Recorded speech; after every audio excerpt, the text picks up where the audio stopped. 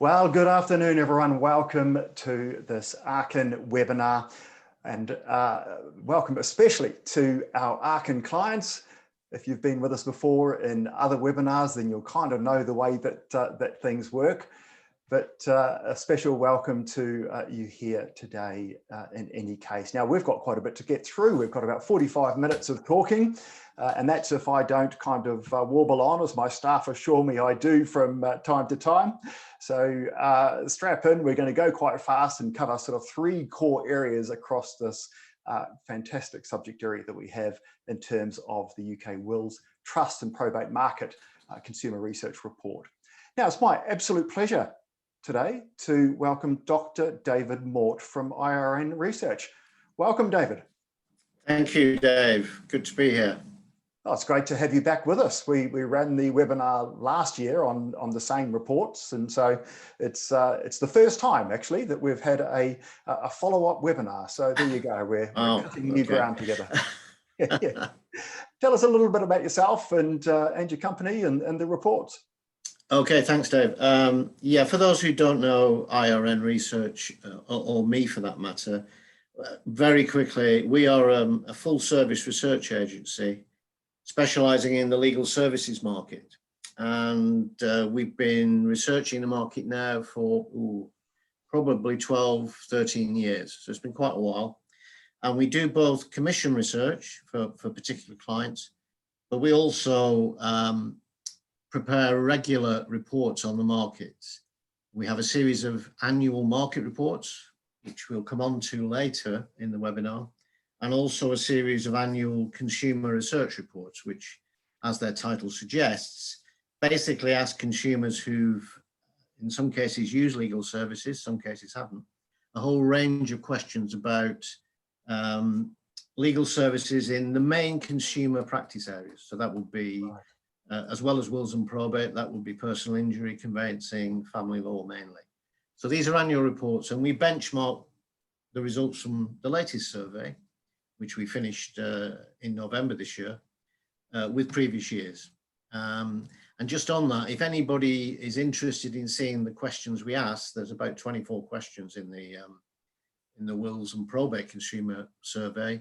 If you want to see the questions, just to get an idea of what's in there, then I'm very happy to send you that either by email or if you want to have a chat about it, just contact me after the webinar.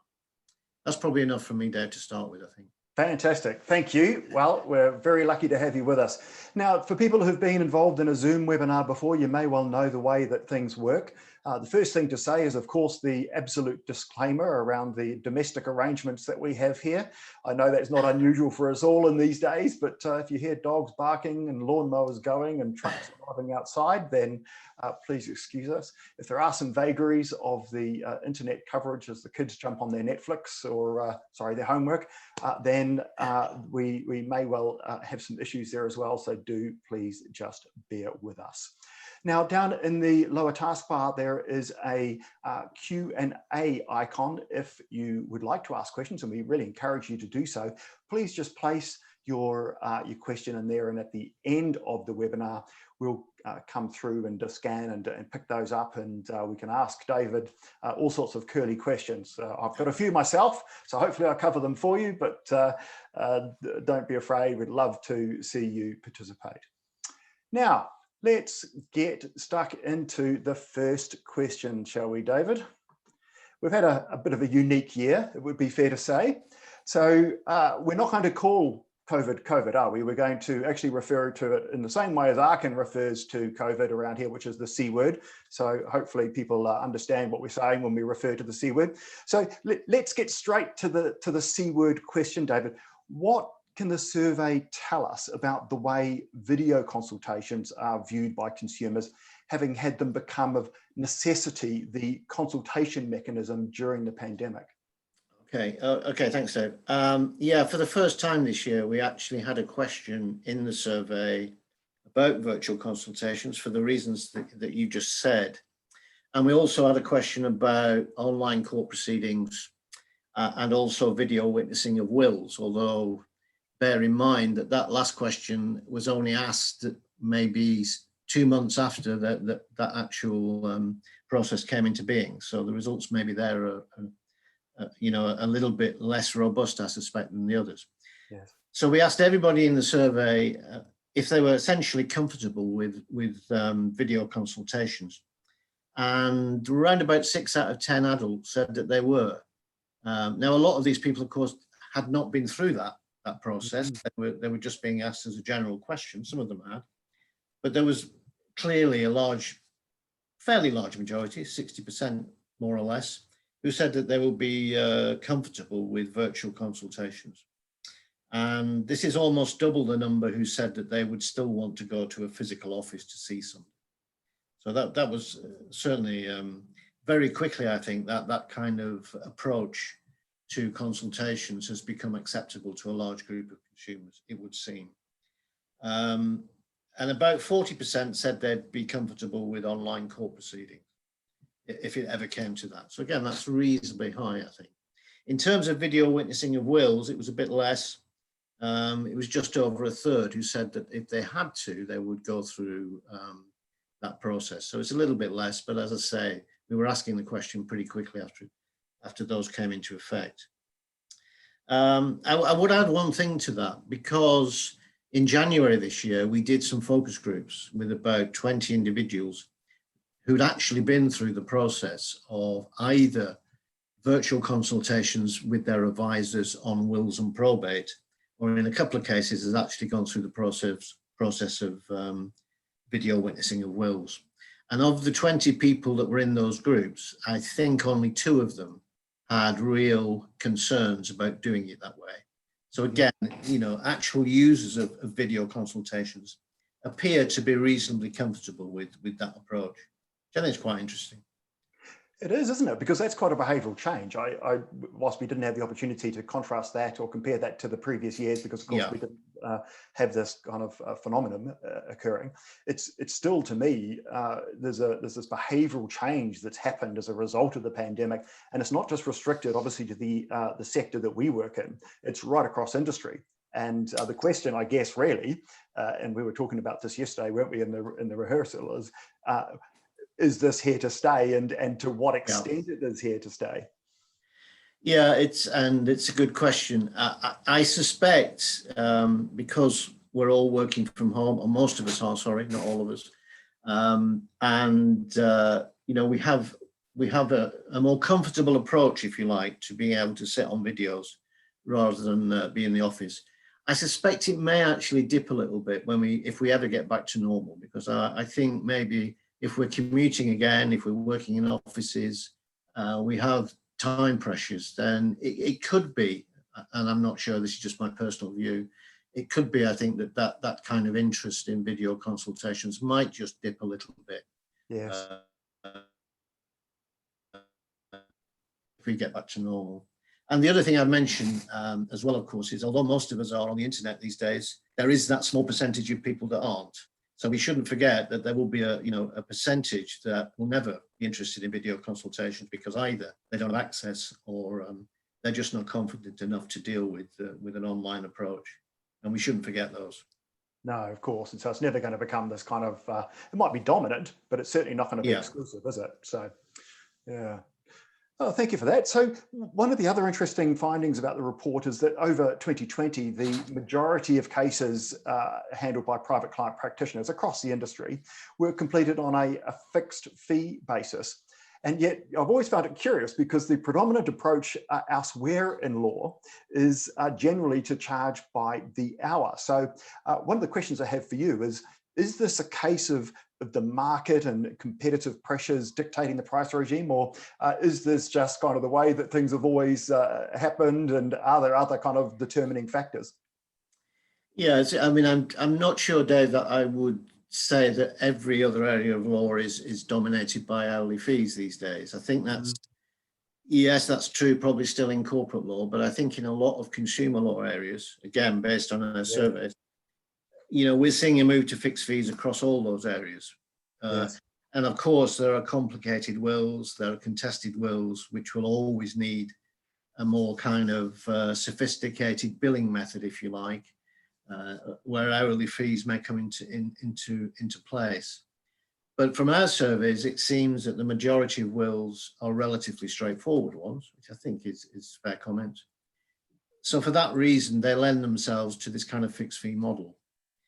So that's one thing. I think also competition in the wills market is keeping fees down. Yeah.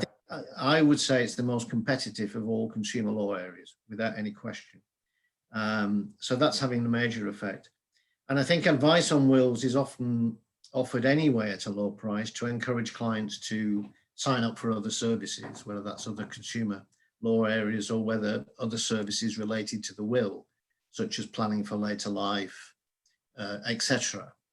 Some providers of low-cost wills, for example, will offer it at a very low price, sometimes free, if the person commits to allowing the provider to be the executor of the estate, for example.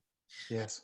We have new online players who are certainly coming in at a relatively low price point compared to most traditional players. And we have free wills offered in lots of different ways by pension companies, insurance companies, who will just give them away if you take out life insurance or a pensions package, for example. And of course, free wills may be an option if you're willing to give a charitable donation as part of the will. So I think lots and lots of factors that are keeping the prices of wills down. But I would say that at the centre of all that is the kind of competitive pressures that are in the market at the moment. Do you have a feel, and can you give an indication of what the average priced fixed fee was for a will? I think last year, from memory, it was around £125. Did it hold up? Yeah, again, it's about the same. It's actually gone up slightly in this year's survey, but that just could be because of the sample and, you know, the slightly different samples that use year on year. It's about 130, I think, this year. But again, you know, we have to be careful with that average, obviously, because there's lots of free wills out there of the market, and there are lots of wills that cost a lot more, cost thousands for the reasons you said. So it's an average, but it's we need to be careful about it. I think using that as a kind of a way of calculating the market size. Yes, it's slightly risky, I think. Yeah, agreed, actually, because there are many, many high-end and complex cases which are of necessity, as you suggest, needing a different fee regime. So look, if we stay with the fees and services provided, the survey shows some interesting results around additional services being provided with a will. What are the services provided most often alongside a will? Yeah, we asked people in the survey who'd actually used a professional advisor for their will if they'd used any other services, related services. And there was a list of 10 of these, and these included things like, obviously, will storage, funeral planning, LPAs, planning for future care, retirement planning, inheritance tax planning, and so on. So there were various things. And to be honest, it's still only a small percentage of adults that seem to be using these extra services, although that percentage is increasing year on year, although relatively slowly, but it is going up.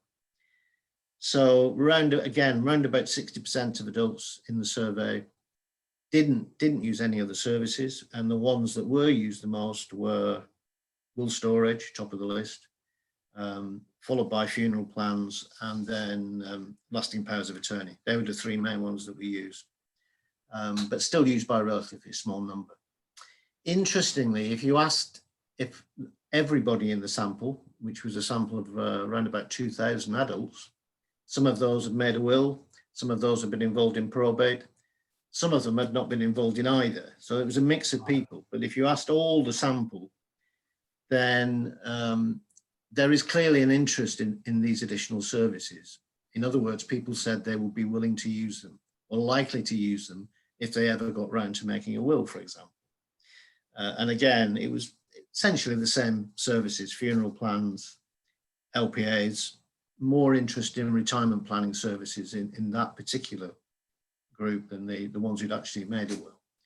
So there's clearly, it feels like there's some demand for these additional services. The only thing I would say to that is people very often say they'll do something, but actually when it comes to it, when they realise what's involved or how much it's going to cost. They don't. So I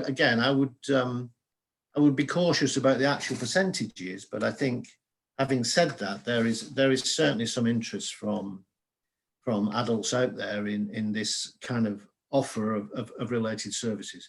And I think some providers have already spotted that and are now offering integrated services, offering a whole broad range of these in their packages. Yes, that's starting to come through, isn't it? And I think that's a welcome development. If we think about the cost of, or the price of a will coming down, and perhaps more an increased competition as we go forward, then the average transaction value for an individual, I think, is going to become really important. And so that, of course, involves providing different services. And sometimes those services are provided, it's just that they're perhaps not sold very well or marketed very well, and people just aren't aware that actually that they are available. Now, we were talking in and around some of the influences behind this. Now, the aging population is clearly one of those considerations which is going to drive the need at a macro level for additional services being provided alongside a will. So as we kind of talk specifically about things like LPAs and funeral plans and things like that, how much of an influence do you think that has? In terms of the aging population, I think it's extremely significant, and as most of you will know, the population will continue to age, if you like, over the next few years. The older adults, certainly those over 60 and over 55 for that matter, are going to take an increasing percentage share of the total population. And I think that, along with the fact that as they live longer, we have age-related diseases that become more common, then I think these will definitely drive demand for additional services. And also publicity about, for example, care homes and spending, how much you have to spend if you end up in a care home, if you're unfortunate enough to do that. And I think people are now looking at that in advance and planning in advance, and are looking for professional advice to help in those kind of areas. So I think aging of the population is absolutely key in terms of this market. Yes. And I think, the other correlation there is, of course, that you may end up selling LPA services to not the individual themselves who's actually aging and over 65. Absolutely. They actually end up selling that to the millennials or the Gen Xers. So we're going to explore that a little bit later on, aren't we? We were talking also about trusts. Now, I'm aware that sort of certain section of the will writing sort of practitioners market, if we look at it en masse, sells a lot of trusts. How much did that kind of flow through in the questions that you asked around additional services? Was that high profile for consumers? To be honest, Dave, it's not. And I wonder whether that, bear in mind, this is an online survey. We do explain some of the questions in the survey, but we don't explain absolutely every component of a question. So the interest in trusts was fairly limited, if I'm being honest. In our list of 10 that I mentioned at the start, 10 additional services, it probably came in terms of interest, one of the bottom 3. So it's a relatively small number who are interested as individuals. But again, maybe that's partly a factor of the fact that the industry has not really pushed those, or has not explained what's involved with trusts enough to a consumer market, maybe. I think that might well be similar to the other services, and in that it exists and the need exists, but perhaps the marketing isn't there, or the education of the individuals. Well, I guess we'll see as to whether that becomes more popular. You would think that obviously trusts are only appropriate for a certain kind of consumer anyway in terms of their needs. So it's always going to be a smaller kind of representative part of the market, isn't it? And what I should say there, just to clarify that, is although it's pretty low down the list of priorities, like a lot of the other services, interest in it has increased very slightly over the last 2 or 3 years. So it is increasing, but it's still, as I say, not one of the. It's not top of the list by any means. Right. Interesting. Oh, we shall watch that one when we run next year's webinar, or perhaps we'll need to do something else a little later in the year.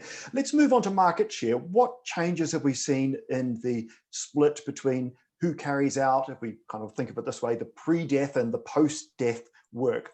Have there been any firms who, as a group, have seemed to fare better during lockdown in terms of market share? This is quite interesting, I think, because anecdotally, if you looked at some of the things that were being said in the industry round about the first lockdown and just after it, we had a number of players saying, oh yeah, we definitely increased our demand for wills. And it's been quite, there's been quite a big demand increase during that period. But also, I mean, we spoke to quite a few will writers and law firms doing wills at the same time, and they took the opposite view, that because, you couldn't sign a will that easily up until the changes, that their businesses actually dried up. So I think if you talk to individual players in the market, you might get quite mixed results and quite different results. I think from our point of view, and basing our evidence on the survey over the last 2 or 3 years, nothing much has changed, if I'm being absolutely honest, in the general market shares of the key types of players. So law firms and solicitors are still used by the majority of consumers if they're using professional advisors to make a will. Their market share in terms of the percentage has gone down very slightly, but they're still by far the major source that people turn to for will making anyway. And there's also been clear consolidation in the market. We ask a question about who's used certain brands for their will writing. And we're talking here about some of the major brands, both law firms, online providers and others. And over the last 2 or 3 years, it is clear that the use of the major volume players has definitely increased. Not by a great deal, but it is certainly increasing year on year. And there isn't a supplier out there that's got a dominant share by any means, because there are thousands of people out there supplying wills. But the volume players are increasing their share. And I think for the first time in 2020, we have seen some of the relatively new online players, both in wills and probate, starting to increase their market share to some extent. It's still not, nobody's increasing it massively, but it's certainly growing for some of the new online players, which might go back to the point you made that, if you're in lockdown, it's easier to use an online player than it may be to use a traditional law firm. So there are some changes taking place with individual brands, but I think the general picture of who is supplying the wills hasn't changed that much. I wonder too whether the impact of lockdown and the pandemic, in fact, played into the hands of those organisations that had perhaps some more scale and size and were able to market and adjust and adapt their marketing. Whereas perhaps if you're a smaller operator that was reasonably one-dimensional in terms of your customer acquisition and you were reliant on a face-to-face kind of sales model, that would be a lot more difficult, because of course you don't have that money to spend to redeploy into digital methods.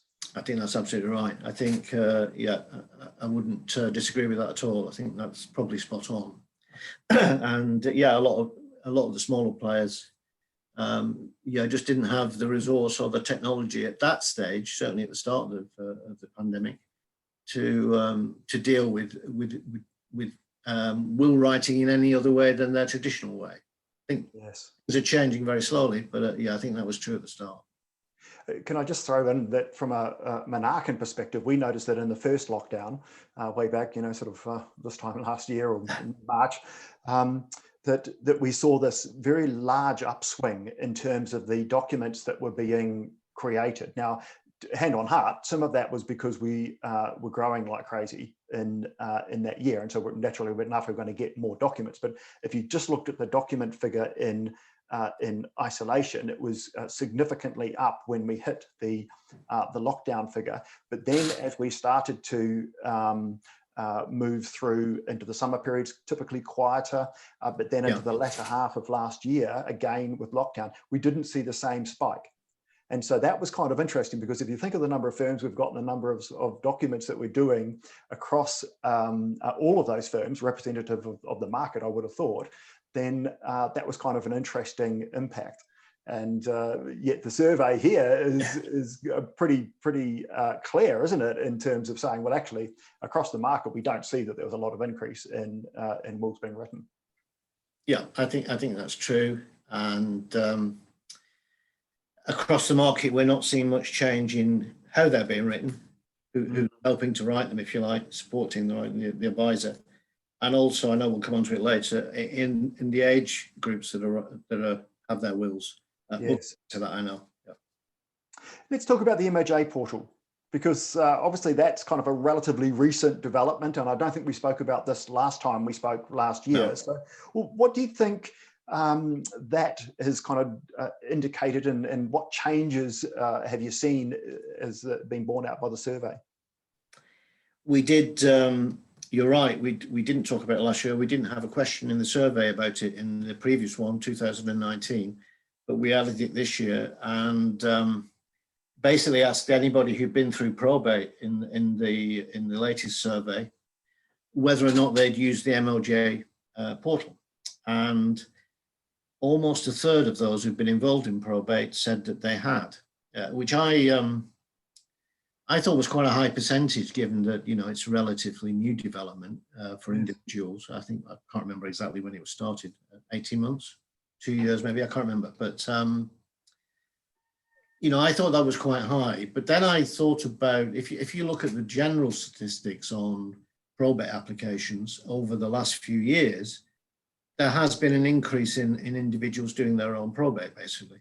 Right. And it is around, in total, it's about 36, 37% are done on a do-it-yourself basis, and the rest are done by professional advisors or with the help of professional advisors. So maybe 32%, which is what we came up with this year, of individuals using the portal is about right, you know, as I think about it. We also asked consumers who'd not been involved in probate, but might in the future, if they would be likely to use the portal, and we explained what it was, and for a relatively straightforward probate matter anyway, and the majority said they would. So again, there's clear interest, I think, in the portal, and it suggests that it's likely that use will increase. Be interesting to watch that one going forward, won't it? Because if that percentage starts to increase, that may well start to disrupt and change things. Now, obviously at the moment, it's around about kind of 70-30. So 70% of the market is still going through service providers, 30% is going direct. But and if that hasn't changed, then not too much to be concerned about. But if it does start to change and become more 50-50, and equally we're facing price pressure in terms of the production of wills, it just becomes kind of a more difficult market, doesn't it? Because you do wills in some cases to get probate and estate administration work. Yeah, I think that's right. Although 70% is still, you know, a pretty high percentage for the market to take on. And I think it comes back to the point we raised earlier about, you know, maybe it's time to be thinking much more about additional services. So when you're running probate services for clients or will writing services, there is an opportunity, to offer other services which might compensate if the portal does suddenly have a big increase in use directly by individuals. Yes, of course. So one to watch. Yeah, what are the services around that you can introduce to counter that sort of trend? Yeah. Let's have a look at things that haven't changed from last year, David. So we've had obviously an increase in deaths. We've had a pandemic where people were and arguably still are very fearful. What impacts has that had on the percentage of people who have a will according to the generational cohorts? Yeah, again, this is interesting because of the points I raised earlier to some extent, where some providers were saying, yeah, they've seen a big increase in demand for wills, and also some of the providers, particularly the new online providers, have been saying that they're managing to sell wills to a much younger client group, and I'm sure that's true, and I guess it's true for individual suppliers. But in terms of if you like, the overall market, and from our surveys, it seems that the age breakdown of those who have a will is not changing that much. Now, maybe it will in another year's time when we see, the results of the C word, perhaps. But at Yes. the moment, it's very much as it always has been, which is, as adults get older, they tend to make a will. That's how it works. So, for example, in our survey, the latest one, we have 36% of adults who have made a will. Wow. That's, our surveys vary from about 36 to about 38, 39% year by year. Some other surveys have got a higher percentage. But if you take our survey of 36% in total, when you look at the 65s and over, 79% of those adults have got a will. And you'd expect that, it's an older age group. 57% of those over 55 and younger than 64 have got a will. But as soon as you go below 55, the percentage with wills drops very dramatically, straight away. So big differences in percentages all the way down to 18-year-olds, obviously. So I think, although there was a lot of talk about people thinking about wills, certainly in the first lockdown, I suspect that other things took over, other priorities took over. Have I still got a job? Yes. Is the law going to give me enough money? Am I going to have to spend all my savings? Is my mental health going to be affected? So I think it might have crossed people's minds to make a will, but I suspect other things took over. And I don't think we've seen the increase in will ownership across the age groups, maybe as much as people might have anticipated at the start of the pandemic. And I think that's still true. The age profile has changed very little over the last 3 years. It's a problem, isn't it? You think 36%, and I know that, the people who are most likely by statistical reasons to die have a will, 8 out of 10. But really, if you look at it en masse, 36% is not a high number at all. And really, despite all of the providers and everything that we're doing as an industry, that number just hasn't really kind of shifted. That's true. As I say, there are other surveys that put it a little bit higher. For example, the Law Society did a survey at the end of last year. Well, they did the survey in the middle of last year. The results came out at the end. It was a smaller sample. It was about 1,000 adults. And they came up with a percentage of 41% of adults who've got a will. It's Yes. higher, but it's still, as you say, it's still a relatively small percentage of the adult population. And just thinking too about things that haven't changed from last year, and it's picking up on an earlier point, you said that law firms still have the #1 spot for advice, and that was around about 70% of the market. In wills, it's a majority. It's about 56%. Right, 56. Okay. 56% of consumers used a law firm or for either wills or probate. And have we used, for example, professional will writers? Not yes. So that's how it kind of splits up. Okay. And we were talking before about the impact of digital players in the industry. What does the data and what do the surveys tell us about their impact in terms of market share and the way that things have kind of evolved over the past year? I think, we've only just started asking about some of the digital brands recently for the last 2 years. So because most of them are relatively new, and we don't like to put a brand into the survey straight away. We need to see how it develops and if it survives, to be honest. But yes, once they've been around for a few years, then we'll put them into the survey. And I think what is definitely clear is that the digital players are increasing both their awareness amongst consumers and also their use.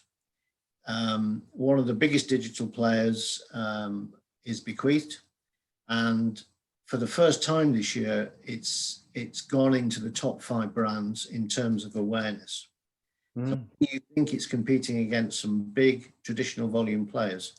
That's a big leap in 12 months to go into that particular ranking, if you like. It's not quite translated into use, but certainly the awareness of some of these digital brands is growing, and sooner or later, I suspect that will translate into use as well. It's a fair conclusion, isn't it, David, that the impact of the lockdown has probably assisted digital brands. Yeah, I think because so. they geared up to advertise digitally and to operate digitally. Yeah, Hmm. Let's just sort of think about the market share within the industry overall, and think about the fact that will writers are still an unregulated activity. Have we got any data around that? I'm kind of interested to know whether consumers are even aware of the fact that will writing is unregulated.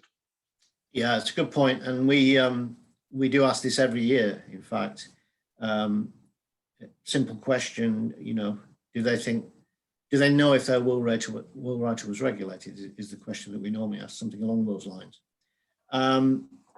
And we also ask about whether they understand that will writing can be offered by both regulated and unregulated players. And this is probably one of the most worrying aspects of the survey, is that understanding of regulation has not really changed in the last 2 or 3 years. In fact, it's probably got slightly worse. Over 6 out of 10 of those surveyed in both 2019 and 2020, for example, were unaware that not all will writers are regulated. And that's actually a percentage that's gone up in recent years. It's gone up from 2018, for example. So there is some concern there that, there is very little consumer understanding of the way the sector works in terms of regulation. Having said that, an additional question asks if they think they should be regulated, and just over half of the consumers say that yes, they should be regulated. Interesting. So it's that is interesting, and maybe needs a bit more work to try and educate people that there is actually a regulated and an unregulated sector. Yes, look, I think there's all sorts of kind of conclusions that we could draw from that, but it is quite a high number, isn't it? 50%. And if you looked at the other sectors that became regulated, generally what will happen is that there'll be some kind of problem areas, maybe some high profile cases, maybe there's some kind of issues around poor behaviour and quality and things. Not sure that those things really exist, which would generally drive regulation within this industry.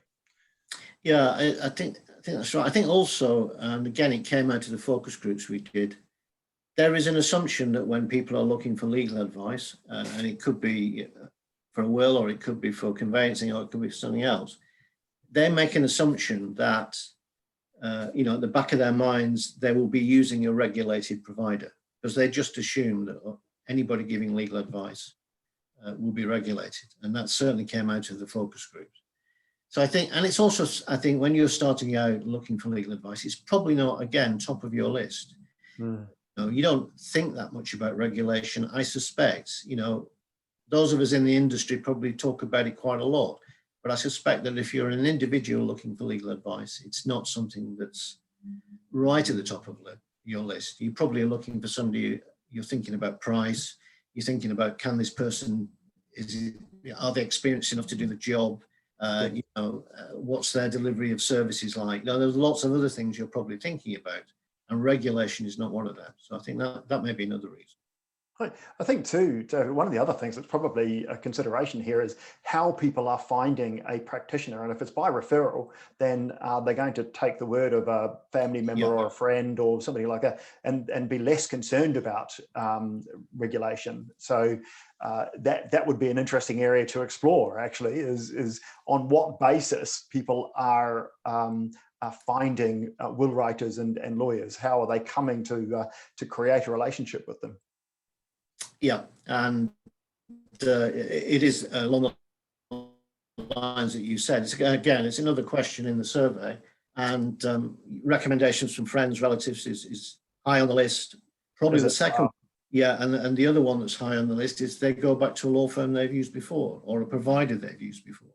Yes. And again, that kind of feeds into this idea that a lot of older adults, when they take a will or make a will, they go back to somebody who might have sold their house, 10 years ago, which I find quite interesting, because we assume that client loyalty in the legal sector is not that high.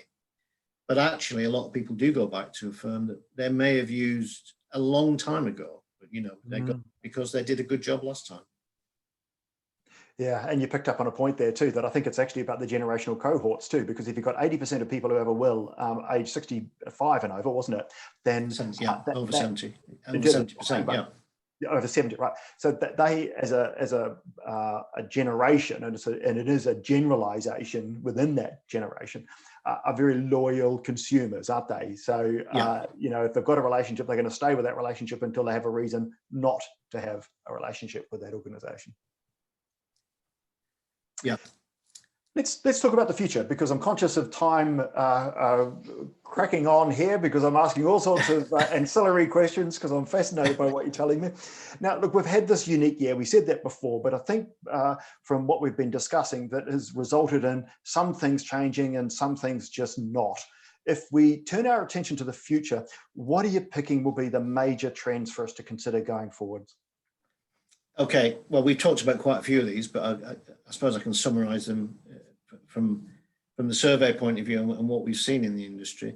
As you said, I mean, if we take probate, first of all, probate applications are very much linked to the number of deaths per year. And in 2019, for example, they actually fell compared to previous years, the last couple of years previous. So that affected demand for probate. Sadly, as we know, 2020, they have increased substantially. I think the latest figures were up to September 2020, and there's been an increase of around 16-17% in the number of deaths in that year compared to 2019. And it will probably be more than that by the end of the year. I haven't seen any figures for the end of the year. They might be out, but I haven't seen them at the moment.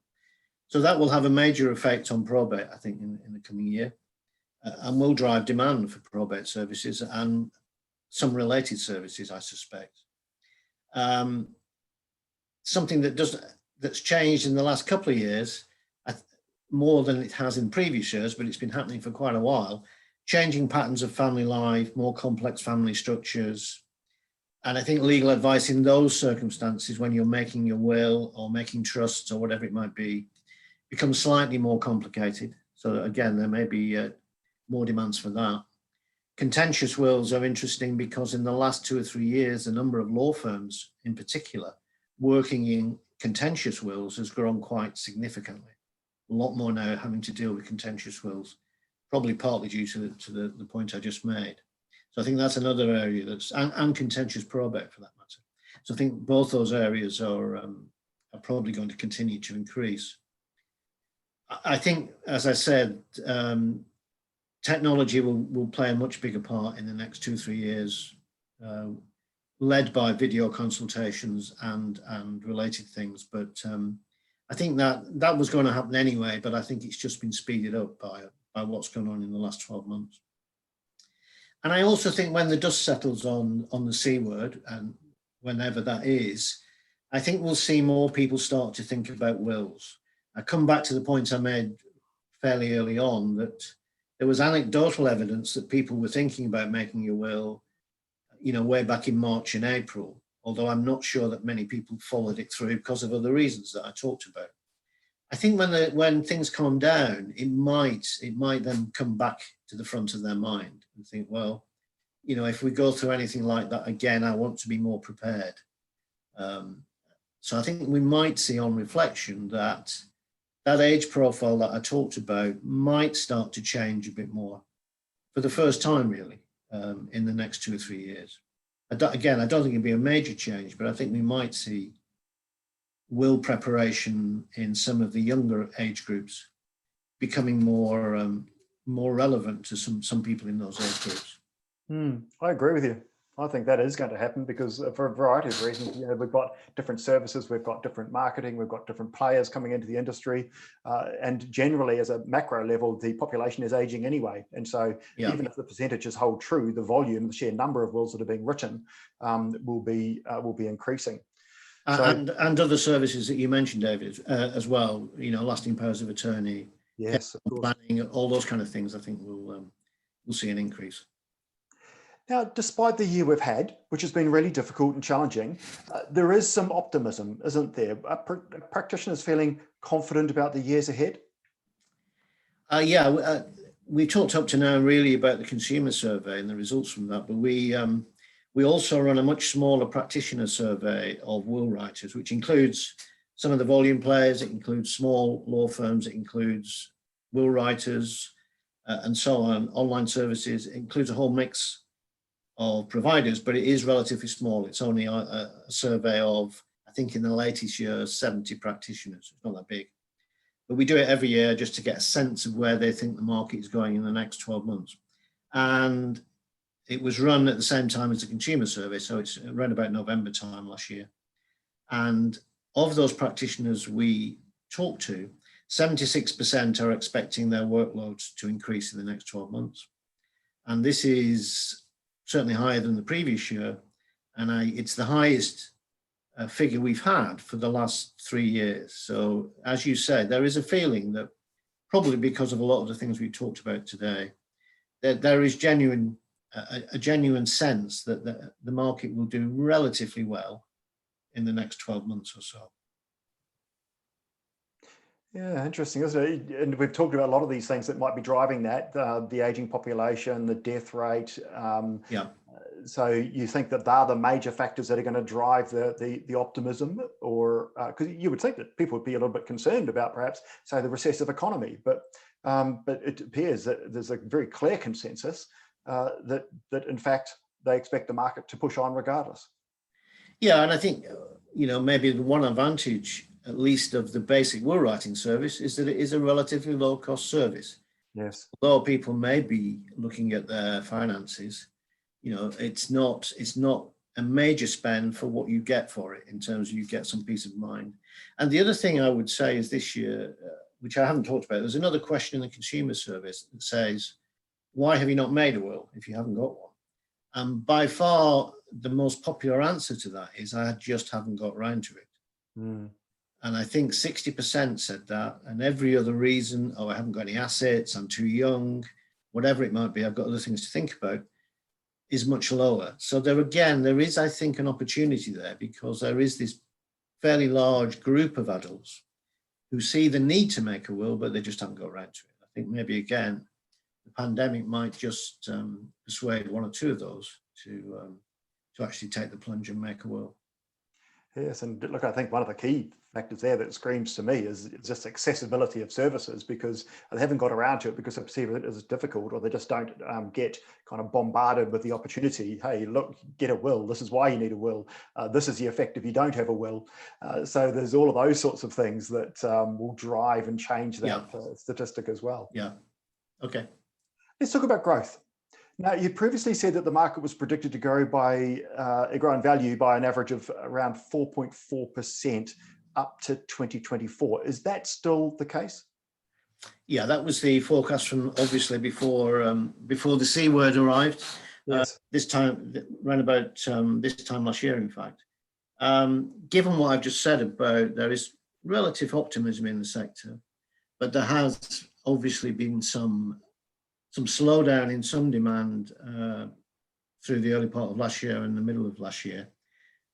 We still think it's a relatively healthy market in terms of growth, but we have reduced our growth forecast from 4.4% per year, as you said, to around about 4%. Up to we've on, because of the problems of forecasting, which you all know about. We've actually reduced our forecasting period to 2023. But we're saying that from now till to 23, annual growth should be around an average of 4% in value terms. And that's 4% of a market that's in excess of £1 billion. So that's not an insignificant number when you look at that as a growth rate. Yeah. Interesting. Now I'm going to put you on the spot, I'm afraid, David. I do this to you every year, and I'm not going to break a great habit, I think. What do you think is the number of wills that were written last year? Yeah, well, I'm not going to break a habit either, and I'm going to hedge my bets, I suspect, here. As again, most of you will know, there is no quick way to find out how many wills are made per year. There's no comprehensive register, at least. So we base it on what consumers say. In other words, when did you make your will? I made it last year. We take that percentage that say that, and then we take that percentage as a percentage of all those that have made a will in the adult population and come up with what we think is a figure for how many wills were made in that previous year. So there's a big health warning on this. We don't really quote this figure anywhere. I just said it's a calculation that is based on a number of assumptions and a number of step-by-step calculations. But having said all that, I'm not trying to, not give an answer here, but having said all that, we think in the last year, around about 11% of adults said they made a will in the last year in our survey. So if you do the calculations, that comes to about 2 million wills made last year.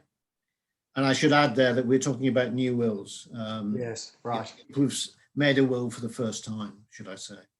Now, again, if, just to put that into context and going back to the point I made earlier, other surveys will have a slightly higher percentage, maybe a slightly lower percentage, if they're asking the same question, because their samples will be different and the number of adults that have made a will be different. As we know, the Law Societies is higher. So there may be slight differences between surveys, but ours, we think it's about 2 million. I'd be very interested to know if anybody's out there that's got a better way of calculating number of wills per year. It is one of those things in the industry that is very difficult, isn't it? We just don't know what the actual number is. And that really points to the fact that there's no real centralized kind of data source. Arken's probably the closest that you've got to it, but actually it's very, very difficult to tell how many wills are being written. Now, look, we're just about at the close. I'm going to ask you one more tricky question, if I may. Do you have an indication of how many wills exist in the UK? And again, it's the same kind of process. We can only base it on the surveys we do, and that's where we get our figure from. So on the latest survey, if we take it that 36% of adults have got a will, there are about 53 million adults in the UK, that would produce a figure of about 19 million wills. Just out of interest, if you took the Law Society's figures of 41% of adults have got a will, then you come up with a total of about pretty close to 22 million. So, this is the problem. We're talking about a range of options, I think, based on which survey and which sample you use. Yeah, it's still a healthy number though, isn't it? Somewhere between the two, maybe. Okay, fantastic. Thank you. Now we have some questions from the participants. So if you've got a couple of minutes, Dave, and I think we do have a couple of minutes, and we're running up against the 60-minute mark, but I've got a question here from I think it's okay if I say it's you, Jonathan Maskew of Simpson Miller, a good friend of Arken's and a good friend of mine. Online behaviours have changed for sure and have been adopted by many. In your view, what, if any, are the increased risks of providing that? Oh wow, okay. Across the board, let me take across the board first. The real problem when we ran the focus groups was the technical issues. And interestingly, I mentioned that there because it's just said that my internet connection is unstable. So, you might find that I disappear in a minute. I'm not trying to avoid the question. I think the technical issues are particularly significant. And if we're looking at online court proceedings, for example, there were also issues about clients not quite understanding how the procedure was going because they were not sat in the courtroom and they couldn't see all the kind of things that were going on in the courtroom. So I think in general terms, I suspect the technical issues are the main one. I know that there are lots of issues around things like fraud with wills or the potential for fraud with wills. I haven't seen much evidence of that yet. I'd be interested to know if anybody else has. But there are some issues about fraudulent signatures potentially of wills that are made in a virtual way. As I say, I've not come across anything. And I think, to me, one of the big issues there is that I think a lot of traditional players will get left behind because I don't think they will have the resources and the time, thinking about when they come out of the pandemic with all the other things they've got to do. whether they will have the time and resource to really think, you know, really think properly about how they're going to set an IT system up that can deal with all these online consultations, for example.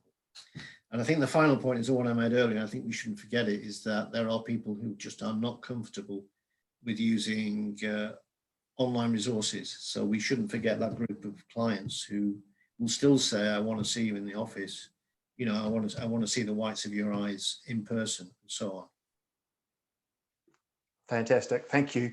And one last question, also from another friend of the business, Alan Carton. Is there much data or any recognition of the need to deal with digital assets like social media pages, passwords, online photos? Did you see that come through in the survey?